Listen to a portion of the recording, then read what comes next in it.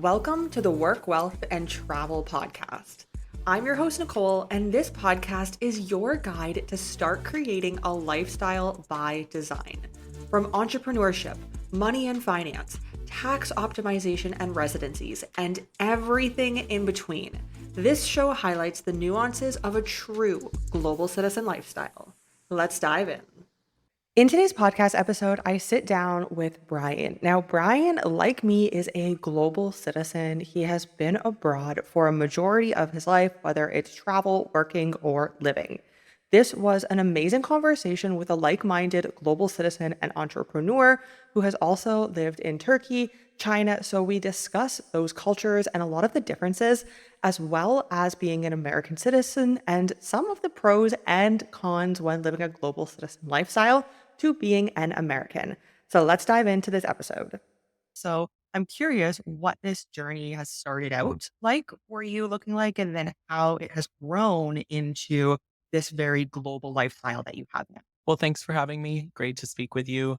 This has been kind of an unraveling in a very organic way from my life. I think a lot of us fall into travel in different ways. Some of us, maybe it's family travel or business travel or studying abroad. Mine was kind of a little bit of everything. I went to school at NYU, so I spent a period of time during my university years abroad in China.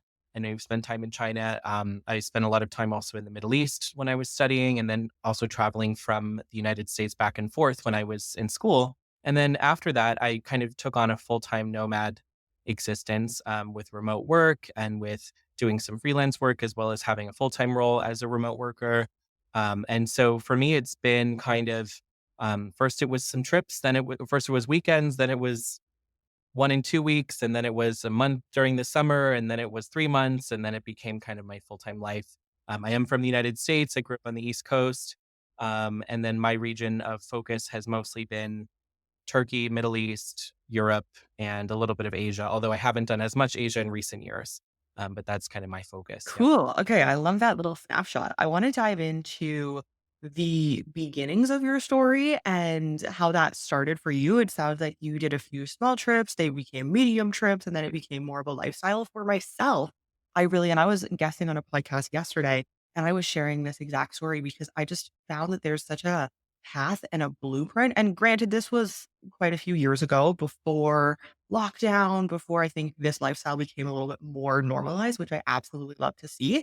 But I follow the path of the 9 to 5, getting the university degree. And then I realized like I'm on the trajectory and I was 21 years old. I know what the rest of my life is going to look like. Is that something that you felt as well? Or like what was one of the driving factors for wanting to leave the US and not return ever full time, it sounds like? Well, for me, there's no real ever anymore. I look at it as a constantly dynamic, your whereabouts can be changing in any given year, and I think that's kind of what people want is the freedom itself to be able to spend 3 months here, or be able to be constantly on the road, or to see family, or to whatever. So for me, it really is. I know that's such a cop out answer, but it's a dynamic, changing thing. It grew out of my passion for travel, wanting to be full time, grew out of my passion for wanting to be in these places that I really liked, and then trying to find ways to kind of reverse engineer it. Like, I want to live here. How do I need to support myself? How can I, find work that allows me to be mobile? Playing with the time zone thing, and maybe if you're working with U.S. or North America clients, finding what time zone you like to work in. Maybe you like working in the evenings, like I tend to, or have in the past few years mostly. Kind of developed a semi not nocturnal, but evening focused lifestyle with work and so forth. So for me, there is really no template. It's going to be a lot of trial and error for people. I think the basis needs to be, obviously, especially if you're beyond, again, I started traveling when I was in school. So it was not so much like a career thing. But if, for folks who are listening who are like, how do I do remote? The focus still has to be like, what's the career path that you want? How do you support yourself remotely? And then from there, the rest is just kind of fun canvas to play with, right? Sometimes it can be, you put maybe some not restrictions, but just you learn, for example, like I don't like to be somewhere less than a month, or I don't like to be somewhere where I have to be up at 4 in the morning doing sales calls, or, I don't like to be somewhere where, or I need to be somewhere where the internet is robust enough to support, video uploads because I'm a videographer or whatever. So it can develop very organically. And I think, um, the best way to start for people is to probably to do those shorter trips and to see if you can kind of wedge travel into your existing life. And then you may be able to, grow it from there. Maybe you work at a role where you've developed trust with your team and they're going to allow you to, be fully remote. Or maybe you're an entrepreneur and it doesn't matter because you're not answering to anybody and you can just say, okay, if as long as I have internet, I can work. It is it is a constantly changing thing. There's also times where I've missed normal familiar things and want to spend time in the places that I grew up in. And hopefully, your schedule can allow for that as well. And then be able to get back on a plane and go have your new life. So I think freedom is what we're all seeking. And it's not always an easy path. It's not always rainbows and butterflies and parties all over and, sunshine and laptop lifestyle. I mean, that's the image that gets people curious about it. But then eventually it becomes a dynamic equation for everybody. Yeah, completely agree. I think a lot of people are drawn to, I don't want to say like a glamorous lifestyle of it, but it is like laptop lifestyle. I can work from anywhere.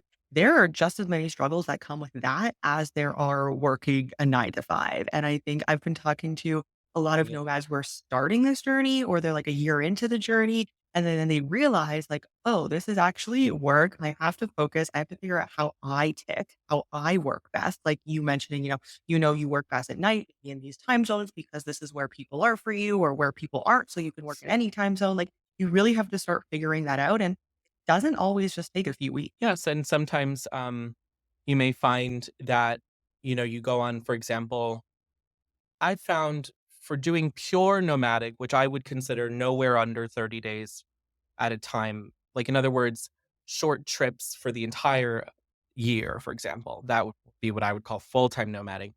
I can't usually keep that up for a stint of longer than maybe 12 to 18 months. At some point, I will want to have a longer stay or a new base somewhere. And so for me, Istanbul, Turkey, which I know is a place that you love as well, became that for me. And it was obviously for very practical reasons, location. At the time, it used to be very affordable. It's gotten very expensive, but it used to be very cheap. And especially for the value for the money, it was not only cheap, it was really good too. And so that became kind of my home. And then I was able to get a pretty flexible visa and residence permit. And then that made the quote international living not just constantly suitcase and checking into Airbnbs and hotels, because that does get exhausting for people, especially if you're, I mean, I'm single, but like people who have families or people who have jobs that require extensive amounts of time at a desk or editing or on calls and stuff. When you're constantly resetting up your workspace and figuring out where your supermarket is, it can be really difficult and it actually has diminishing returns at a certain point. So yeah, I mean, I think it is going to change, but it is, depending on where you are in your life and where you are in your career. But if you can find those bases and those homes, that home feeling in a couple different places, you can kind of narrow it down and make it a little more digestible. Yeah, I completely agree. So I want to touch on two countries in specific. So it sounds like you and I both lived in China. I lived in Shenzhen for 4 years. So I'm curious where in China you were and your experience of China. I get a lot of questions on podcasts and otherwise about my experience in China long term, what it was really like living there, the culture, like if it was a place that I would really recommend to a lot of foreigners. And I think I think things definitely did change kind of 2021 era, at least I saw it in China, where there was a lot more negativity toward foreigners, and I haven't been back since 2021, but I think that has changed somewhat, but I know there's a lot less foreigners there now than there were when I lived there, so I'm curious your life and experience in China, and then after that, I'm curious, I mean, how long have you lived in Turkey and what that whole experience was like? So for China first, my experience with China started when I was in university. So I will say, if you have an opportunity to do any type of study program, it doesn't have to be formal education, but any type of language or cultural exchange, I think that that can be a really good initial welcome to a country like China because it allows you to have some type of um, social group or setting. It's also quite honestly much easier for visas and for certain logistics. They can help assist with that. So for me, my entrance to learning about China was through through NYU and the campus that we had there. And I've been back many times since, but that was 2016. So I was a little university school pumpkin. I had no idea what I was getting into. But what was nice about it was I was somewhat, you know, safe inside of the fact that I had some context for being there. And that allowed me to really explore. So I was in Shanghai, and it really allowed a very exciting, it was only half a year. So it was not as long as your experience there in Shenzhen, but it was enough to really, I mean, I saw a lot of China, got to know Shanghai very well. And, when you're 19 years old and you're figuring out a metro system in a country that's so different than where you grew up. And I mean, at the time, China was still, I consider China to have been an emerging market up through the end of last decade. So 2019, I feel like my sense of, the way that the economy was um, perceived by the rest of the world, the way that the urban space in the tier one cities was perceived by a visitor was still very much an emerging market. I mean, people think that China still has like all this smog and all these crazy factories. I mean, honestly, China's an advanced economy at this point. Like when I was there, Shanghai still did have, the PM 2.5 levels above, whatever. It was still, it felt like it was not finished yet. And it felt like it was still, which was exciting because it was a studying experience for me. I really got to feel like I was meeting people still regularly, daily in Shanghai who had never seen a foreigner. And that was an exciting time to be in China. Although it was already, I mean, people who were in China 15 years ago would say that it was already totally all had been done at that point anyway. So again, it depends where you enter in the timeline. But for me, it was a really exciting and immersive experience. I was not working full time at that time, but I was doing freelance work as I have been. And I found it very accessible. It was a little exhausting. I don't think China is a beginner destination. I don't recommend it as a first starting spot for folks who are moving abroad if you're coming from the West.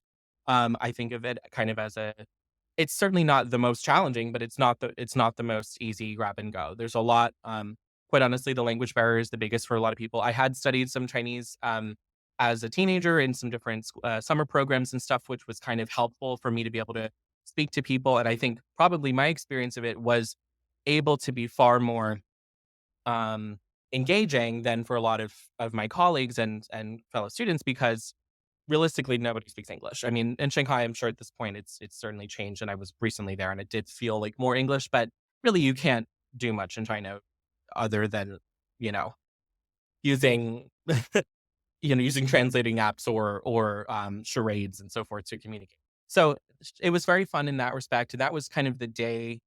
I remember at some point when I was living there, there was like a moment where I was like, the world is really there for the seeing. Like it kind of, that was the moment when it was born for me. Like that this is really the world and this is really my life and I'm experiencing this culture and more people live like this than where I come from because population size alone is three times, at least three times as much.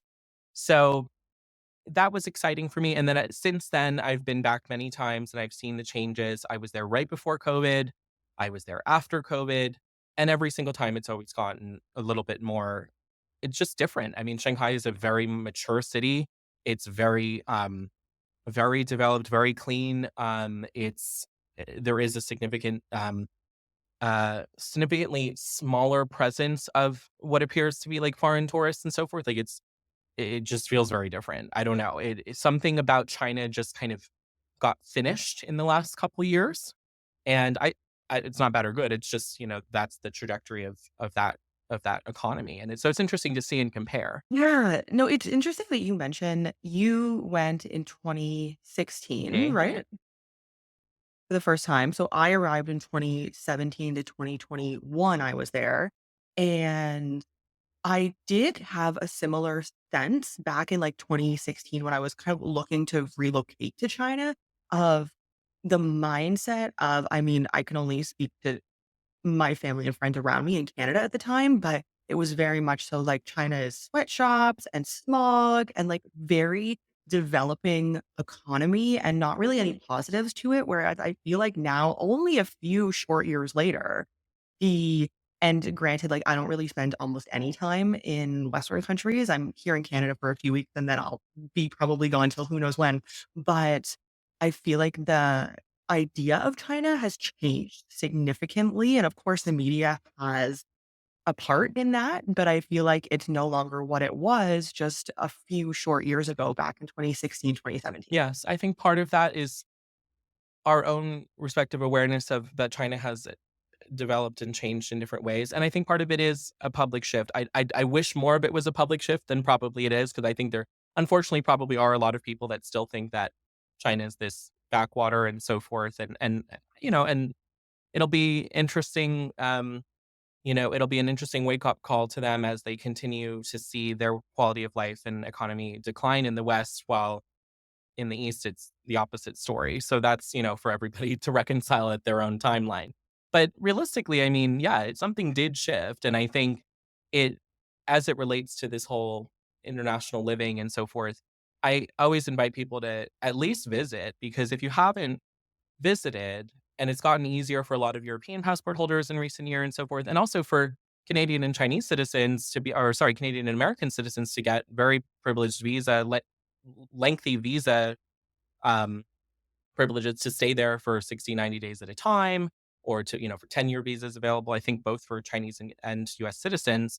Um, you know, go there and experience it at the very least to get a taste of what is happening in that part of the world. And then if you decide, for example, you might, want to spend time in slightly more accessible places to the Western, like a Malaysia or a Vietnam or something like that, at the very least, to have a baseline of, what is the economic hegemon of this current decade, because it's certainly not in Europe, and I'm pretty sure it's not going to be in the US for very long either. So, have people to really get that experience. But then also, if you do want to stay there for a long period of time, you know, if y China doesn't work unless you really commit to really embracing and loving the adventure. It's like if you're just gonna be in a place where you're just gonna get frustrated because things don't work how you're used to, or you're gonna get frustrated because you can't use your same credit card points because they don't take it because they use Alipay. Like, if you're gonna have that mindset, like, just go somewhere else, you know? But if you're gonna be somewhere that's, or you wanna be somewhere that really is, super engaging and safe and, great value for money. I mean, I was in Shanghai earlier this year, and things that should have costed more for, like, even, like I was at an Italian restaurant in Shintiandi just getting, like a burrata appetizer, like something kind of like fancy Italian restaurant, whatever. And it was so much cheaper than I'm used to now in New York and London. And I'm like, why is this same standard imported food, not even for local food, like, significant? It reminded me prices of like 10 years ago, to get stuff like that for that, So, or, taxis or hotels, and getting a nice, clean, new hotel with a free breakfast for $40 US a night in a tier one or tier two city. You're not going to get that anymore in the West, especially short term accommodation. And I'd love to talk to you about this. Short term accommodation, which is going to be part of your lifestyle if you're in this space, has, I would go so far as to say, almost doubled in cost in the last like 18 months. I don't know what it is, but all these cities that I used to go and spend, 6, 8 weeks at a time, certain special examples like Turkey and Serbia that have inflated for various reasons because of a lot of Russian money and so forth, but even other destinations that are not subject to that. Like, I don't know how anyone I don't know how those prices were ever possible or will ever be possible again to be able to get that type of, short-term accommodation. But in China, you really can still get it. I mean, you can get 45-minute taxis for $6 and $7 across town, and you're just simply not gonna get that in Yeah. direct. So on that topic, I'm curious where, when you are staying short term, long term, are you doing rentals? Are you doing Airbnbs? Are you doing hotels? Like for us, we usually like to do Airbnbs just because it has a kitchen. It's more of a homey sense than a hotel. Like a hotel is fine for very short term, but we'll usually travel in the past. I mean, similar to you, it sounds like in the past it was 7 days at one point, and then it became a few weeks. And usually we'll do a month. I think now we're probably going to start looking to do 2 to 3 months. But for myself, I know I get a little bit restless after that 1 month period. So we'll see how it goes. But I'm curious, like, what your durations look like. And I'm sure it looks different in different parts of the world. And then what you use in terms of rentals or Airbnbs, long, short term accommodation. Are you looking to become a diversified global citizen? If this is a lifestyle that you're seeking to create, we can help. Whether it be multiple residencies, citizenships, bank accounts, trusts, or company formations, we operate in 30 plus of the most tax friendly jurisdictions around the globe to get you structured properly. Head to the link in the show notes to learn more and to get your global citizen journey underway today. Well, I can share that actually touching on Turkey as a destination as well, because the two answers actually relate. Because you mentioned so China, that was the story with China, which is very much a short term stay, unless it's for work or for studies. But with Turkey, that actually became my home base, which meant that I was doing a long term apartment rental. And so what was really nice at the time that I had come there, um, you were still able to get a residence permit through renting an apartment. And that has since been totally hacked, or it's been very much more complicated with a lot of additional restrictions. But it was kind of the last legendary digital nomad deal, probably other than Georgia, where you can just basically walk in, rent a place, and get a resident permit, which was a legitimate residence permit with a full number for opening your water subscription and your whatever. And so that became the basis of my kind of accommodation, at least as far as basically 2020 summer up until a few months ago. So that was like a 4-year period that I was living in Turkey. Um, Before that, I had done also Airbnbs, a lot of them in Istanbul before I formally moved there. I also had done Airbnbs in other places for 2 to 12 weeks at a time. So for example, just to give folks examples of like where and how that can look, like I lived in Malaysia for 3 months on a Airbnb, and that was a long-term stay in Airbnb, but still short-term. It wasn't a formal lease. I stayed in Serbia for a month at a time, pretty much every summer for several years in a row, same place, same owner, and was kind of like a little mini like home for me almost. I miss that apartment still very much. It's no longer rented, unfortunately. So you can have stuff like that where you come back to the same property, which is a great strategy if everything works and you know it's good. If it ain't broke, it don't fix it. I've stayed at many Airbnbs several times. And what's great is you don't have to be paying for rent when you're not there, because there's always a cost benefit. It's like if you're not going to be there over 50% of the time, do not rent long term. And if you're not, but at the same time, if you're going to want to leave soon, then don't even use Airbnb at all. Then just use hotels, because the cancellation policies are better. Because this is the other thing too. I think there was this kind of huge burst in Airbnb or bust. Who needs hotels, right? I remember like 3, 4 years ago, everyone was like, "Oh, who stays at hotels? It's so passe." Well, what ended up happening was Airbnb's platform got more expensive. The inventory started to catch up to the pricing of hotels. In some cases, hotels were cheaper. The cancellation policies can be totally bogus sometimes depending on the host. I mean, I've lost a lot of money on canceled Airbnbs. I'm sure you've had some too that didn't work out, and then you end up, and then Hilton Honors is like cancel until 11:59 local time. And it's like that's not so bad when you're not sure what you're doing, right? So it really is very city dependent. It's very duration dependent, and it's very certainty dependent. So if you're absolutely sure that you like a city, then go ahead and book a non-refundable Airbnb and get the best price and do it 3 months in advance, because you'll get the best choice. But I've had a lot of cities. I've actually had several in recent years that I showed up, and as I've gotten more sure of what I like with, what works for me and what doesn't, and I get there and I just don't like it, and I've overbooked myself and I have to sink the money. So this is again, it's a factor of how sure you want to be there, how sure you are of your schedule. And then, there are cities in the world, believe it or not, where hotels are actually cheaper than than Airbnbs. Oddly, I mean, I've seen, for example, there are parts of the UK where you can still get, I mean, not that it's the number one destination these days, but I actually enjoy like Upper England, and like I spend a lot of time in Manchester and so forth. There are travel lodges that are beautiful and clean and new, and daily housekeeping and breakfast, and it's 40 quid a night. And then you're looking at Airbnbs and they're starting from 70.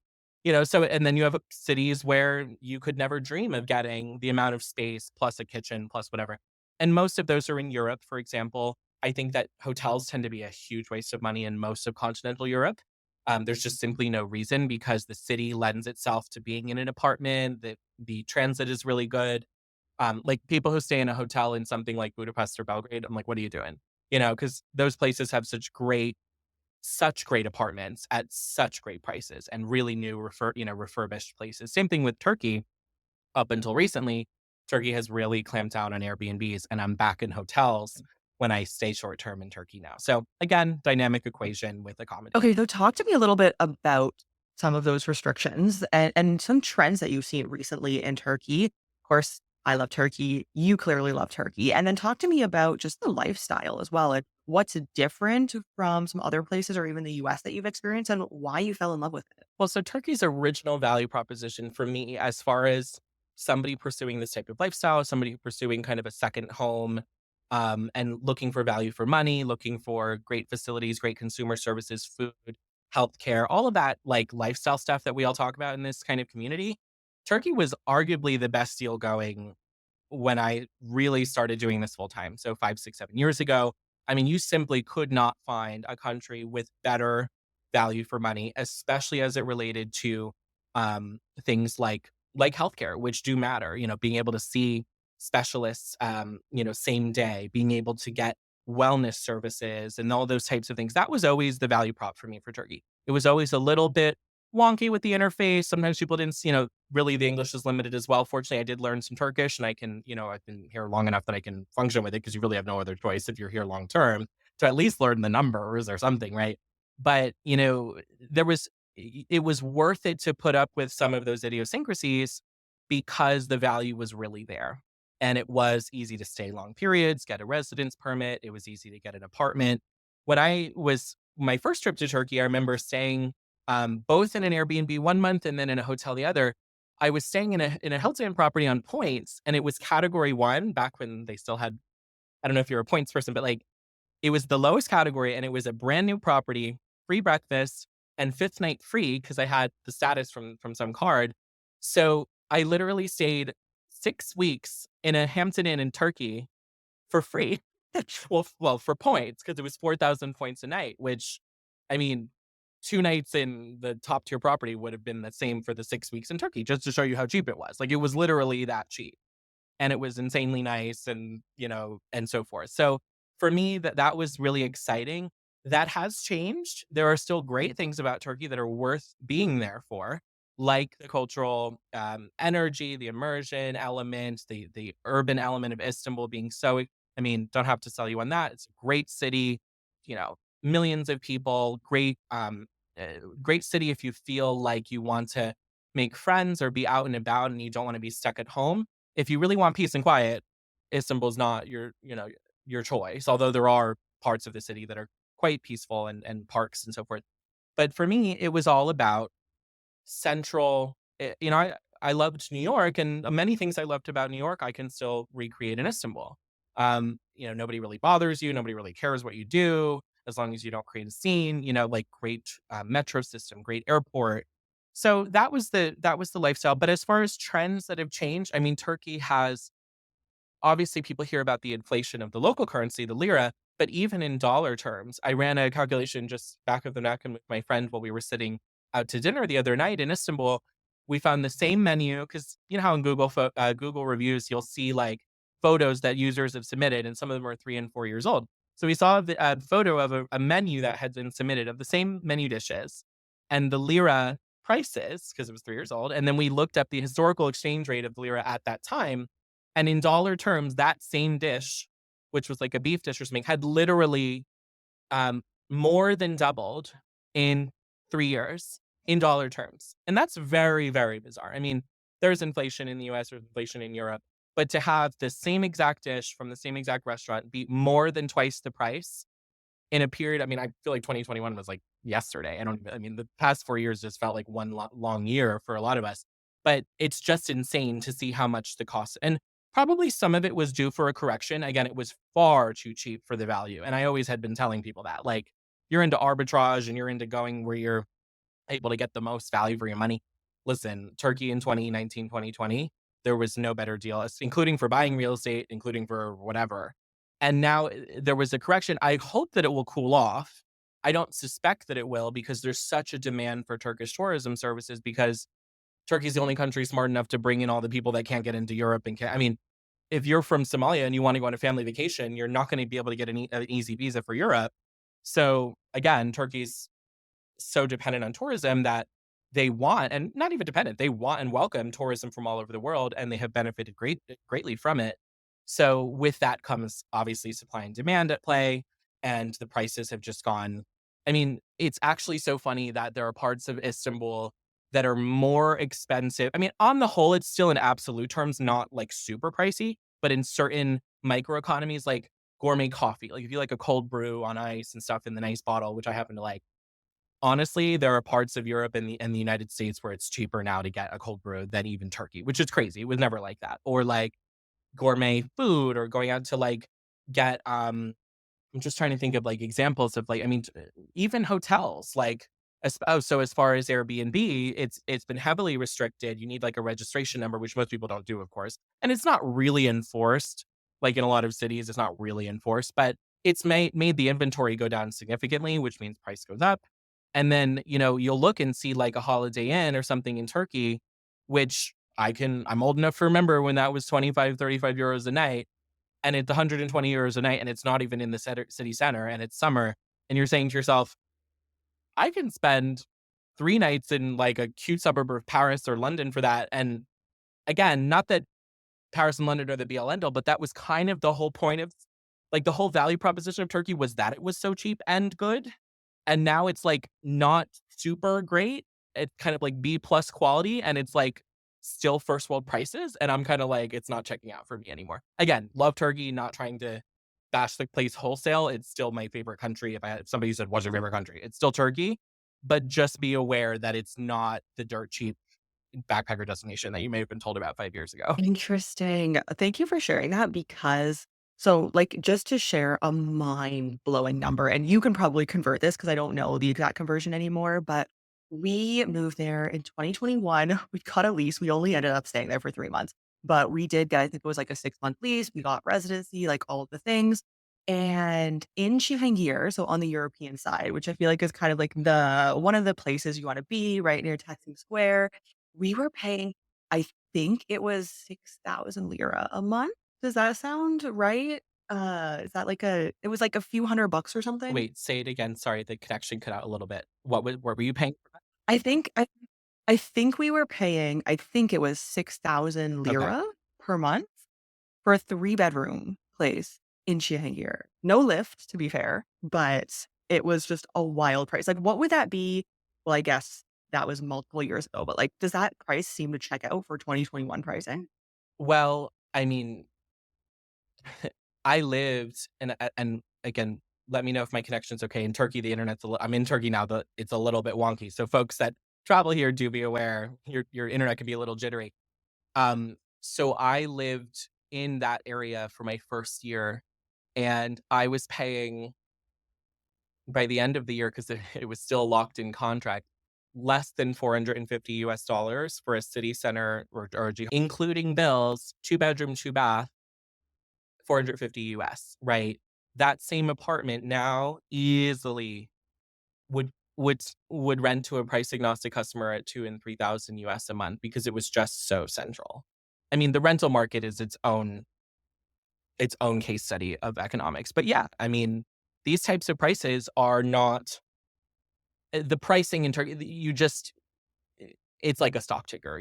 I mean, you just have to. You can't project that thing. And by the way, landlords can change rental agreements. There's no real like they say it's capped based on inflation. It's not. Like my rent was 400 US for the first year, and then it became 500, and then we negotiated 750 and then 850, and then he wanted 1200. Like there's no real logic to it. It's just a very volatile rental market.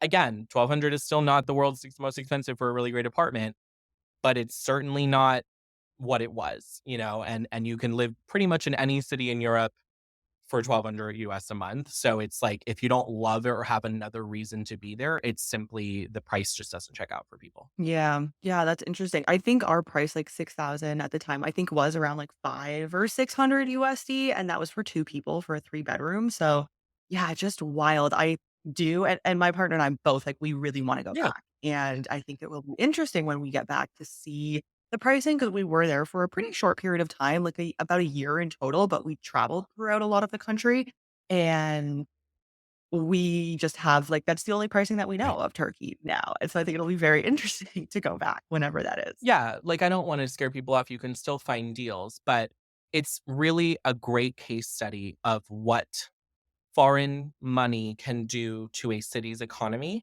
because it was almost entirely caused by external flows of capital.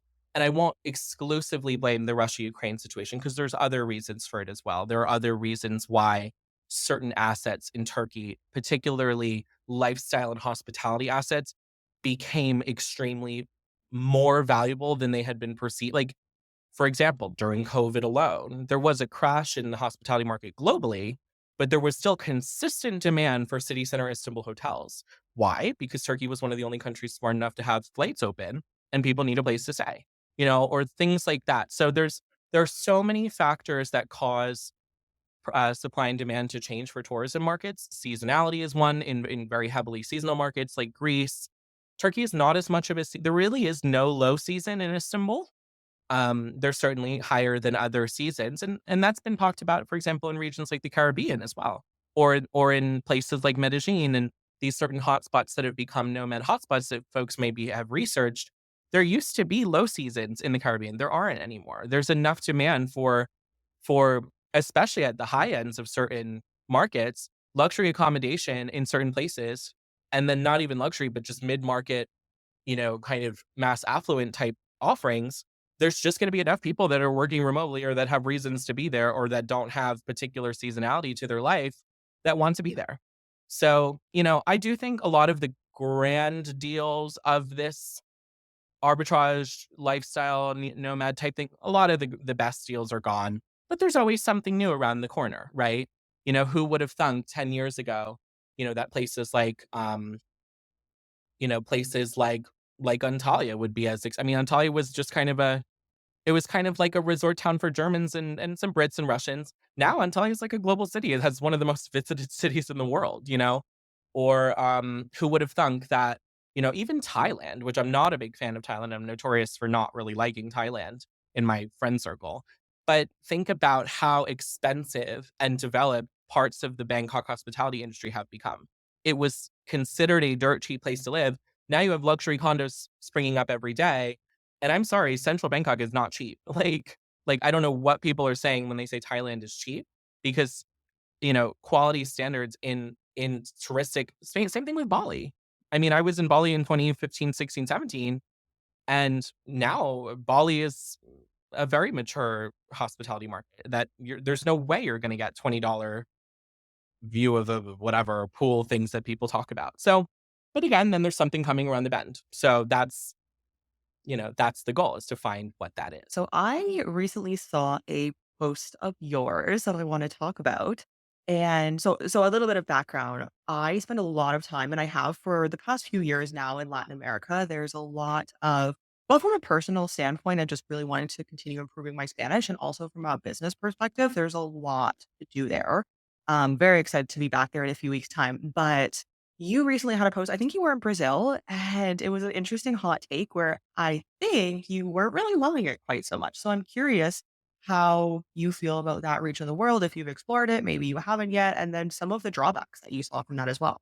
Yeah, I'm going to be really diplomatic in this answer because I caused a whole stir with that post and I really don't wish to extend the stir. But for me it's just not my focus region. There's a lot of great qualities of Latin. I'll just speak generally about Latin America because I have been to most Latin American countries at least once. I think for me, what I see as the main perk for Latin America is folks that like, for any region. It's like, how do you like to socialize? How do you want your day to be structured? What type of energy do you want in the city around you? And then what other things do you value? For example, I really like places with little to no crime.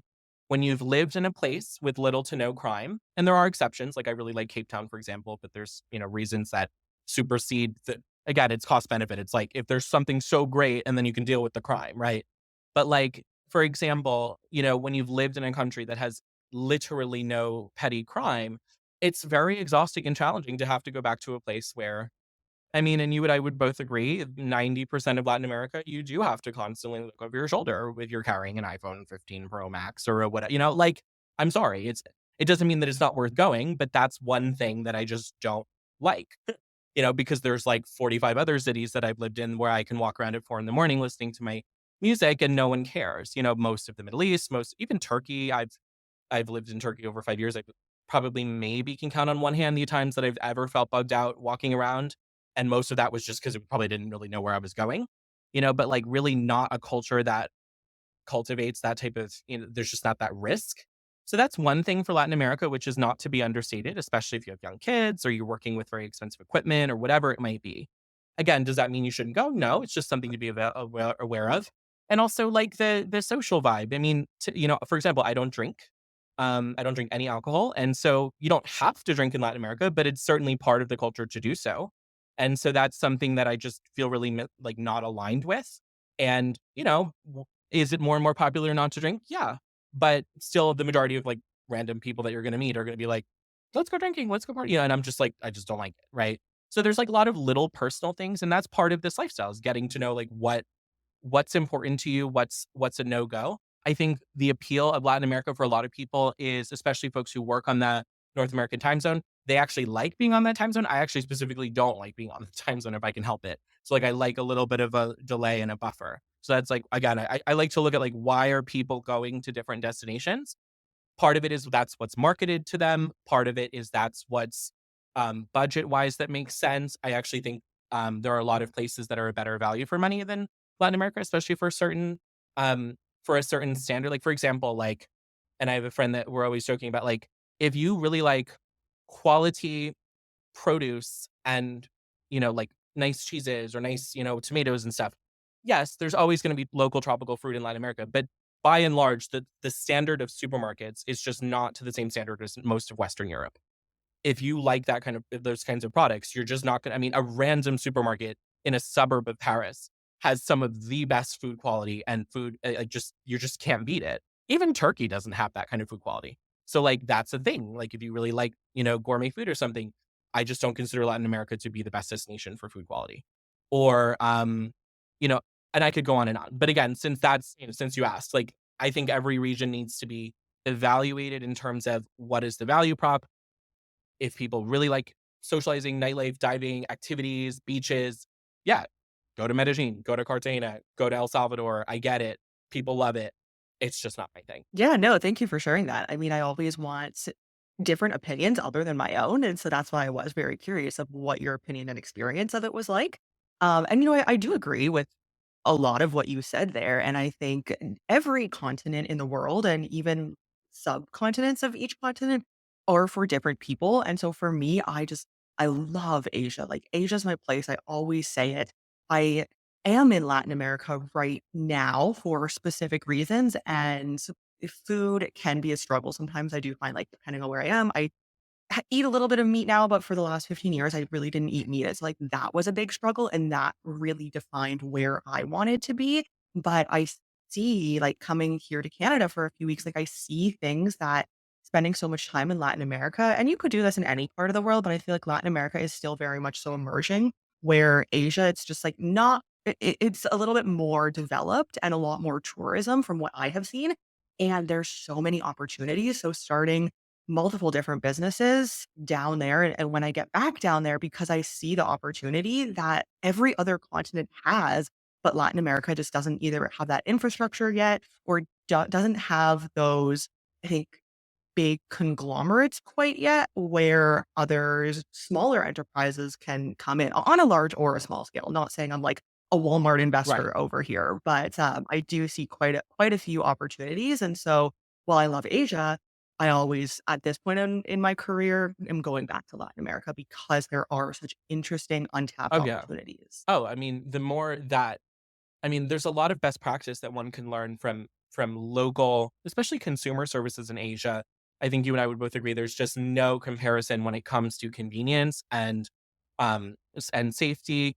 And every place has its own strengths though. For example, I mean, there are parts of China that are extremely convenient, certain things that you could just never dream of the scale of infrastructure or the scale of deliveries or the scale of medical or whatever. But then there's other things that are like surprisingly difficult, right? So, and then there's parts of the world where it might not even seem innovative, but that's just the way they buy things, or like that's just the way, like in Istanbul, like I'm a 24-hour type person. Nobody came to Istanbul and said, make things 24 hours to attract tourists. It was just part of the culture because there's always going to be a pharmacy that's open. There's always going to be a, a really fun soup restaurant, like a çorbacı, they call it in Istanbul, where it's like literally all over the city. You can get amazing lentil soup at 4 in the morning if you're up because you've been doing work all day or whatever. And so my thing with Latin America is I just haven't been wowed with the I haven't been wowed with the attention to the consumer and customer experience in that region. And not that the entire purpose of the world is to make things easy to buy. I mean, I get that. There's a whole philosophical, capitalism, whatever.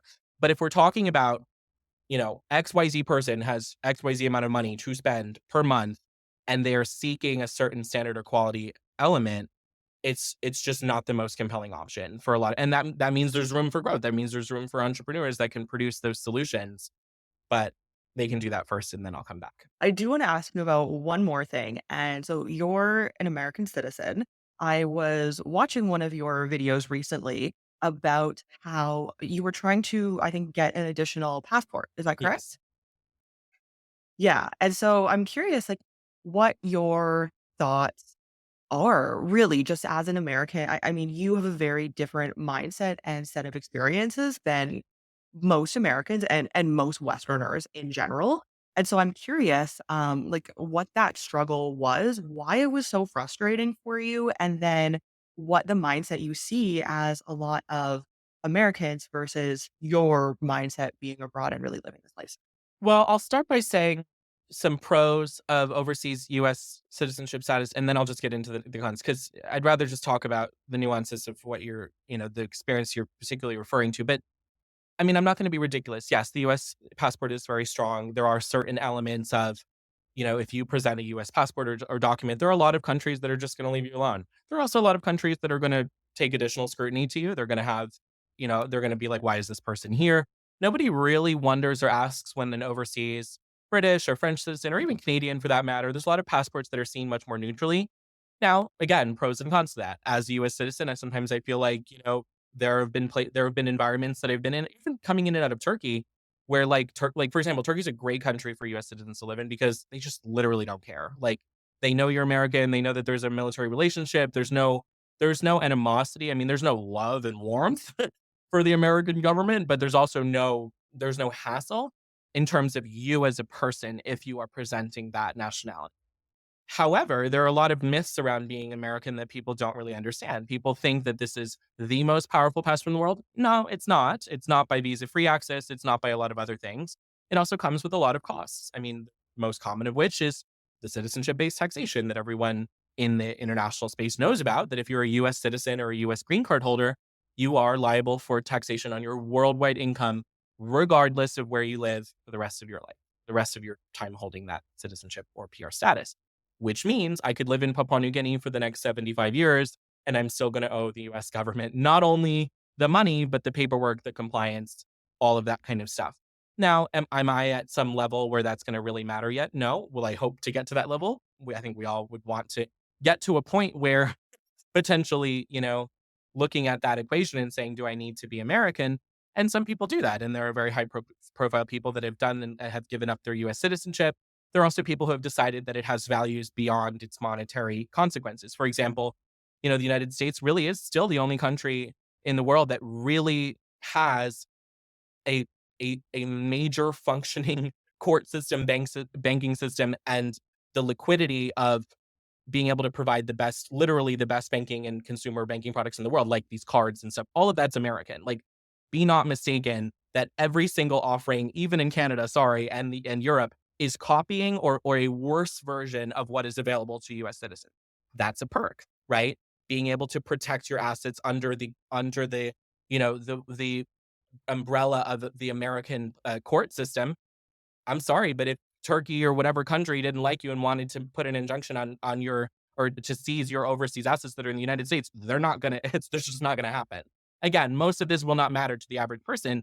But if you're French or German and there's a lot more information sharing, there's a lot more complexities and bureaucracies to being an expat sometimes. So there again, it's never a clean yes or no answer. There are a lot of perks to being a U.S. citizen and having unconditional access to this really large country that still respects a lot of rights that are not available in other countries, such as private firearm ownership or certain, freedom of speech things that are just, I mean, look at the United Kingdom. It's like an open air jail. I mean, or even Australia. Look at what happened during COVID to Australian citizens unable to return to their own country, which would just it's just unheard of for a US citizen. So, or Canada for that matter, right? We could talk about that in a whole other podcast. But again, bottom line is it's a little bit of a paper tiger when it comes to the day-to-day stuff. The consular services can be very backed up. I had a lot of delays and issues trying to get that passport renewal or apply for it. You think, oh, I'm part of this big, exciting country and they're the superpower and they're going to really have my back. And no, they don't really care. And you're kind of on your own. But, especially as it relates to things like, if you were in a disaster situation, people think the US government's kind of come for them. Believe it or not, I actually consider the following three countries to be the best in the world: China, France, and Turkey to me have the most robust protection of their overseas citizens. If you ever look at any of these war situations or escalating issues, earthquakes, whatever, the first three planes that are sent are always China, France, and Turkey. So yeah, there's perks to having those citizenships as well. But then nobody would argue that a Chinese passport is stronger than a US one. So I have a lot of opinions on this thing, but basically be aware that being American attracts an additional scrutiny in some circumstances, but it also packs an additional punch when it comes to certain protections. There's a little bit of an FU factor to a US passport, which some people like. There's a little bit of a kind of a dual world where you're always seen as a US tax resident. So nobody even questions your tax status elsewhere because you're just automatically American. Like, so there's almost a simplicity to that as well that is, I think, underrated. And yeah, so just be aware of the pros and cons is what I would tell people. Yeah, it's really interesting to hear your first person perspective of that. And even, most other systems other than American in the world, it's much easier to leave, as I have done myself.